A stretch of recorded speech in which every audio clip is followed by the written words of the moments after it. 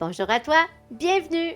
Fibromyalgie autrement, le podcast qui te donne des clés douces, naturelles, humaines pour mieux vivre avec la fibromyalgie. Bien oui. Et je suis Anne, je suis naturopathe spécialisée en douleurs chroniques et chaque semaine, mon but c'est de t'inviter à ralentir, à comprendre ce qui se passe dans ton corps et, bien oui, à retrouver un peu de pouvoir là où tu pensais, où tu croyais que tu étais impuissant. Fait aujourd'hui, je veux qu'on plonge, oui, on va encore approfondir le sujet de gérer son énergie sans culpabilité. Parce que nous, ce qu'on veut, étant personne atteinte de fibromyalgie, c'est d'éviter les crashs avec la fibromyalgie. Alors, ce que je veux qu'on comprenne en partant. En fait, je vais te donner un exemple. Tu connais sûrement ce cycle-là, parce que si je le connais, je sais que je ne suis pas toute seule. Si un jour, tu as un peu d'énergie, tu n'es pas full énergique, mais tu en as un peu, puis tu te dis, mais je vais en profiter, là. Je vais faire ce que j'avais pas d'énergie à faire hier, puis avant-hier, puis l'autre jour. Donc, tu fais ça, tu es fatigué, mais bon, tu te dis que tu vas t'en remettre. Mais qu'est-ce qui arrive les jours qui vont suivre? Ça peut être une journée, 2 jours, 3 jours, on ne sait pas. Très individuel à chacune d'entre nous. Mais tu peux te réveiller, soit ton corps va être cloué au lit, ou bien que tu vas être assis, à foutre rien, comme on dit en bon québécois. Ça, mon ami, c'est ce qu'on appelle un crash. Donc, un crash, c'est un effondrement de l'énergie qu'on avait, que beaucoup de personnes, et moi inclus, qui vivent avec la fibromyalgie, vont se retrouver là après avoir fait des efforts, même des petits efforts. Alors moi, avec toi aujourd'hui, je veux qu'on comprenne, et je m'inclus là-dedans parce que, que j'ai de la misère avec ça, qu'on comprenne que pourquoi ça arrive, ça. Et surtout, comment que je vais doser mon énergie pour éviter, s'il vous plaît, de tomber dans ce piège-là, sans me culpabiliser de faire moins qu'avant. Donc, il y a aussi cette notion-là de culpabilisation qui est là, qui est présente, que quand on est en forme, tout de suite, on veut aller rentabiliser le temps parce qu'on veut être effectif. Mais il faut apprendre à travailler autrement, intelligemment. C'est ce que je vais arrêter pas de me répéter depuis un certain temps. Il faut comprendre que le cycle de fatigue, quand on va là-dedans, ben, ça égale l'effort et l'effort égale un crash et c'est ça qu'il faut doser. L'espèce de « Ah, je suis prête à tout faire aujourd'hui, c'est une bonne journée ».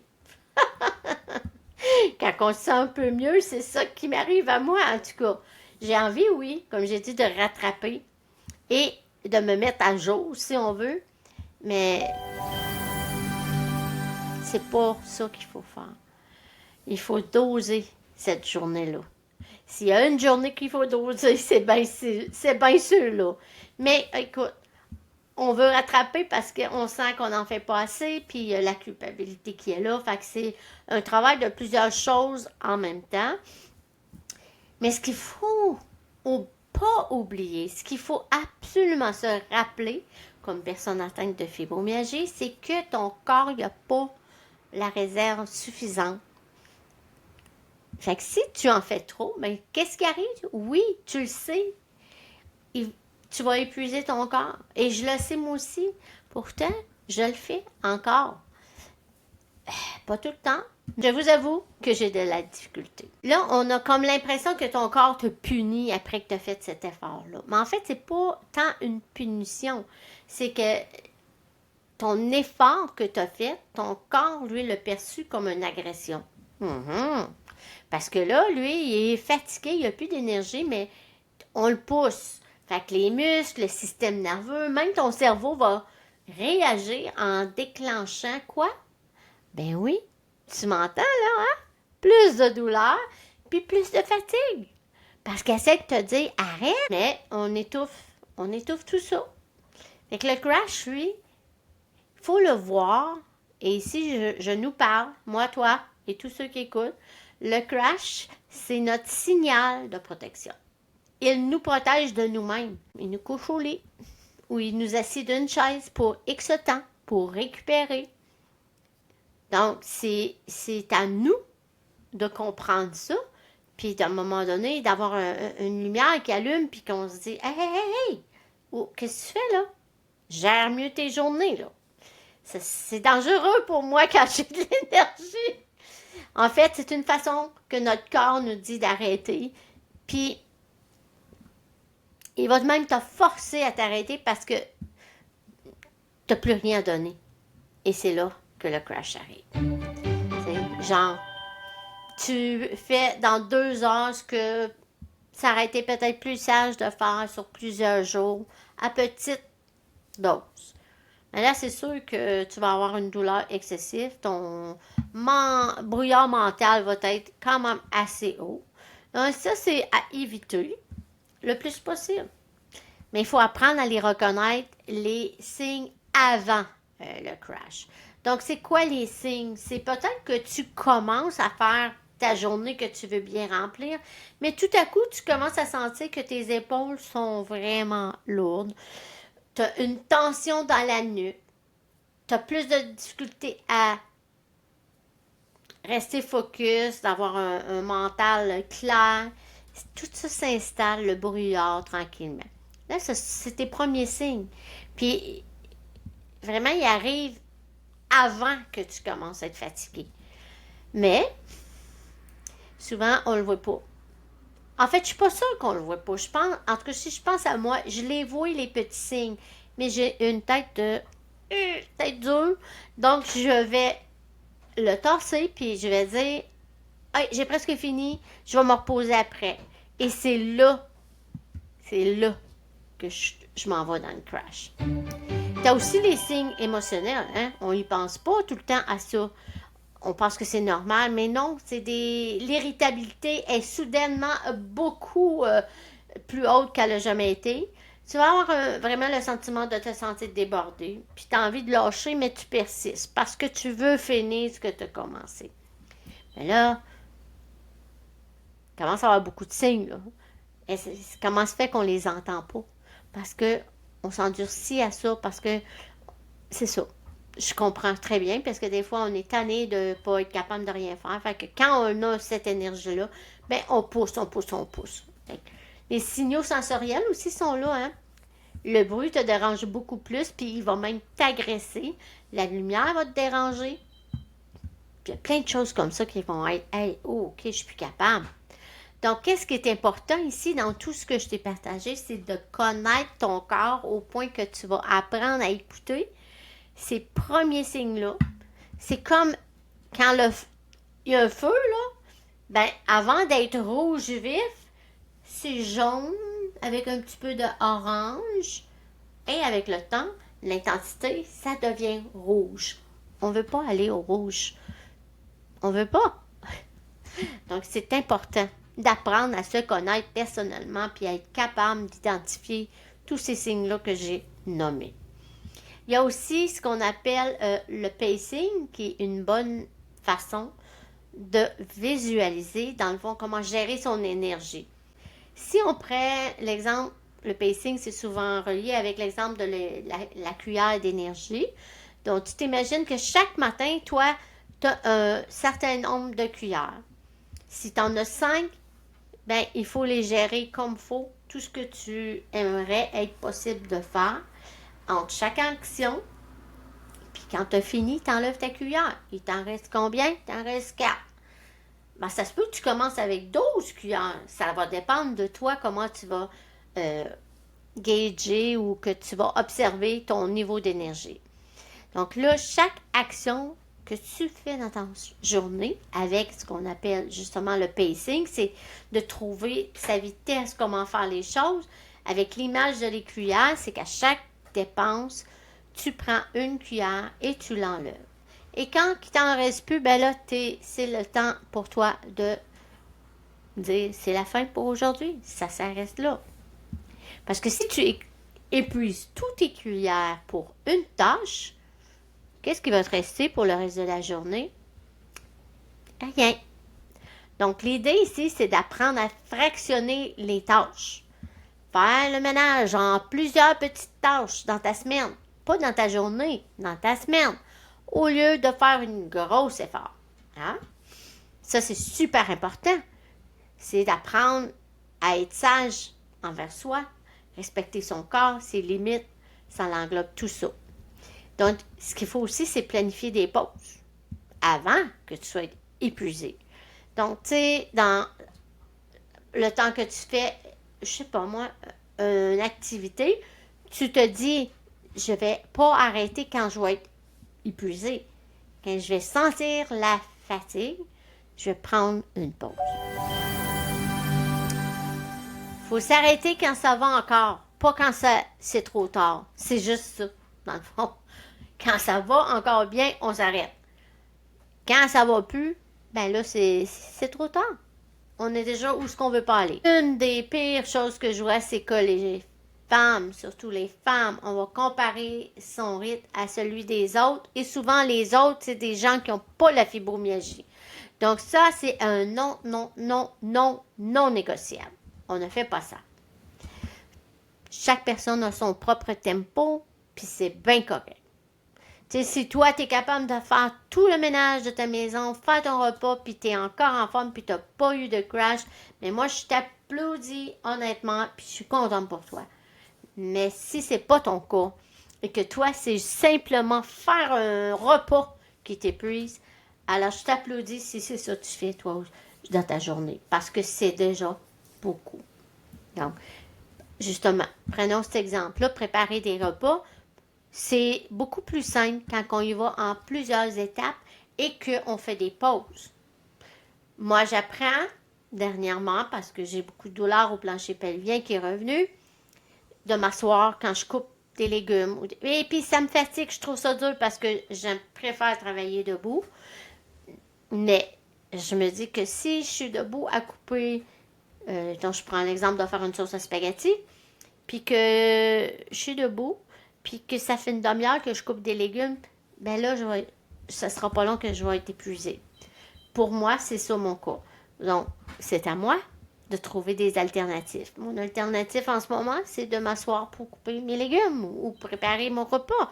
Parce que, oui, c'est nécessaire pour moi d'apprendre à me faire violence des fois pour que je prenne du mieux. Donc, ce qu'on veut là apprendre, c'est vraiment de soutenir l'énergie ou le nombre de cuillères. Mais si on fait du pacing, comme j'ai parlé au préalable, c'est vraiment de soutenir notre énergie avec des façons comme j'ai nommé, de faire des micro-pauses entre ça, voir venir les symptômes que je m'en vais vers un crash, puis de faire des tâches en section, je vais le dire comme ça. Donc, on veut éviter des pics et des chutes d'énergie. Ça, c'est notre objectif comme personne qui souffre de fibromyalgie. Donc, avec des choix alimentaires, voici mon exemple. OK? Faites attention parce qu'on veut éviter des pics d'énergie. Faites attention beaucoup au sucre rapide, le sucre blanc, les sucres dans les produits déjà préparés. Faites attention, évitez ça, parce que ça va te faire avoir une boost d'énergie, puis là, toi, tu vas réagir avec joie, tu vas agir, mais ça sera pas long que tu vas avoir un crash. Le café fait ça quand on en prend tôt, le thé noir aussi, et même, oui, le thé vert peut faire ça, donner un coup de fouette qu'on appelle, c'est donner une boost d'énergie. Mais ça va aggraver la chute après. Donc, le système nerveux, il est déjà hyperactif, puis il devient encore plus stimulé, ben ça égale un crash. On veut aussi porter attention à les aliments qui peuvent nous aider à stabiliser, d'éviter un crash. Donc, une des choses, c'est les protéines. C'est super important parce que ça soutient beaucoup. Donc, ça peut être d'avoir des œufs à la coque prêtes dans ton frigidaire, des viandes de pâturage. Il y a des bâtons qui se vendent de viande séchée, de pâturage. J'en ai acheté moi-même et j'entraîne des fois 2 avec moi partout où je vais parce que si j'ai une baisse d'énergie, ben, je vais en manger une. Il y a les bons gras aussi, comme les avocats qu'on peut manger ou des noix. Et surtout, ben, quand on veut garder notre énergie, je pense que d'avoir beaucoup de légumes verts qui sont riches en magnésium, ça va être très apaisant pour ton système nerveux. Et je l'ai déjà nommé dans plusieurs podcasts avant celui-ci, mais les tisanes calmantes, pour moi, qui sont les plus efficaces, c'est vraiment la camomille, la mélisse et il y a aussi le verveine. S'hydrater, j'en ai parlé beaucoup. Ce sont toutes des choses qui vont t'aider à vraiment garder ton énergie plus stable. C'est ça qu'on veut pour éviter un crash ou un pic d'énergie. Ce qu'on veut, c'est garder le plus possible notre vie simplifiée en évitant par la façon qu'on mange, ce qu'on boit, ce qu'on pense et comment on va gérer notre temps. C'est super important. Donc, il y a vraiment aussi la plante, c'est ma plante, une de mes plantes favorites. C'est vraiment la mélisse parce qu'elle aide à calmer la réponse excessive du stress. On va éviter de dépenser peut-être trop d'énergie inutilement. Elle est vraiment, vraiment une plante en magnésium qui est assez important, là, et puis qui a aussi très, très bon au goût. Fait que c'est comme agréable. Donc, on veut organiser nos journées pour s'assurer que ce soit des journées douces. Des journées où est-ce qu'on va avoir une énergie plus harmonisée. Tu sais, elle va être plus comme fluide, elle va nous suivre, puis on va aller doucement. Parce que c'est ça qu'on veut. C'est ça qu'on aspire. En tout cas, moi, c'est ça que j'aspire. Donc, prévoir dans ta journée ton activité principale par jour, ou par semaine, ou par 3 jours, comme tu es prête. Accepter que c'est pas, comment je dirais ça, c'est le mot qui me vient, ce n'est pas un caprice de prendre ça plus lent, d'être plus planifié, de prendre ça un jour à la fois, puis de ne pas être dans cette ah ouais, let's go, ça presse. Cette action qui est vraiment prônée autour de nous, dans toutes les sphères de nos vies. Donc, accepte que là, planifier pour toi, puis d'aller doucement, là, c'est ça ta vie. Si tu veux éviter des crashs. Ça pourrait être que si, comme moi, quand je dois aller voir un médecin ou voir un thérapeute holistique, je dois faire de la route, je dois me lever plus tôt pour avoir le taux. Donc, tout ça pour moi, là, ma tâche de la journée, mon rendez-vous. Il n'y a rien d'autre qui va se faire. C'est tout optionnel, puis c'est tout selon comment je me sens. Donc, c'est super important de comprendre ça, là. Si je reviens chez moi à la fin de la journée, je suis épuisée, je suis fatiguée, mais que je me tape encore plein de choses à faire qui sont obligées, c'est sûr que je vais avoir un crash. Alors, la conclusion de tout ça, à toi qui m'écoutes, c'est gérer ton énergie avec ta fibromyalgie. C'est pas d'abandonner la vie, là.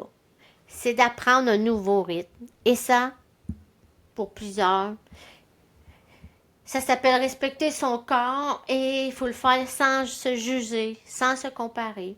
Puis ça va demander de la patience, de la bienveillance envers nous-mêmes. Et ça, c'est pas facile. C'est pas comme ça qu'on a appris à nous en sortir. On a appris à, ouais, go, même si t'es pas capable. Tu vas bêcher, tu vas te relever, go, et c'est comme ça tout le temps. Moi, ce que je veux qu'on fasse ensemble, c'est d'apprendre à pratiquer tous les points que je t'ai donnés et d'avoir cet amour propre envers soi, cette bienveillance pour dire, je ne veux plus vivre comme ça. Je préfère organiser pour que tout soit plus doux. Alors, j'espère que tu apprécies, puis je te remercie d'avoir été là. Puis comme toujours, si mon épisode t'a parlé, pense à partager à ton amie qui vit elle aussi avec la fibro ou une personne en besoin, que tu sais, ça pourrait l'aider. Laisse-moi 5 étoiles, peu importe où tu écoutes, et aussi laisse-moi un petit mot. Ça me fait tellement plaisir quand tu m'écris quelque chose que tu as appris ou que le bien que ça t'a fait, tu n'as aucune idée comment ça me donne des ailes pour continuer. Et puis, c'est sûr que je vais lire ton message en direct dans mon podcast pour te remercier. Et sache que je l'apprécie, que tu prennes ce temps-là pour faire ça pour moi. Surtout, ce que je veux, c'est que tu n'oublies pas que de ne pas tout faire ça tout seul. Je suis là Il y a plein de belles femmes qui sont là aussi dans le groupe Facebook. Et bientôt une nouveauté. Et tout ça va se faire un doux pas à la fois. Alors, on se retrouve samedi matin pour les petites bouchées. Dans le fond, c'est des petites bouchées inspirantes, pratico-pratiques, en lien avec ce que je viens de vous partager aujourd'hui. Alors, merci d'avoir été là. Ciao!